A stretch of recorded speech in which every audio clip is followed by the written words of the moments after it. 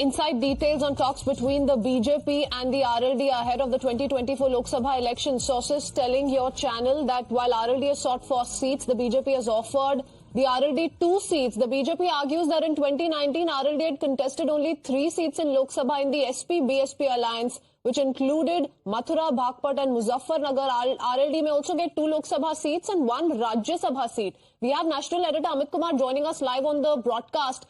RLD ने 4 सीटों की मांगे की है, बीजेपी 2 सीटें देना चाहती है और अगर इसे हम सपा के ऑफर से कंपेयर करें तो सपा 7 सीटें देने को तैयार थी, पर अंतिम पड़ाव में है दोनों पार्टियों के बीच की बातें।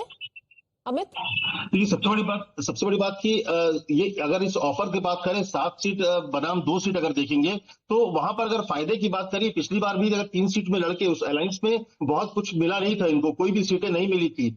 ऐसे में जो आरएलडी है उनको लगता है कि अगर वो एनडीए के साथ जाते हैं तो अगर 2 सीट भी मिलता है तो शायद कुछ उनको मिल सकती है, कुछ वो जीत सकते हैं।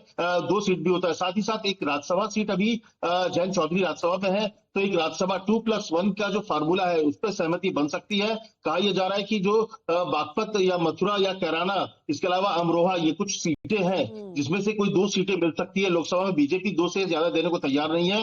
बीजेपी खुद करीब 74 से 75 सीट्स पे लड़ने की तैयारी कर रही है।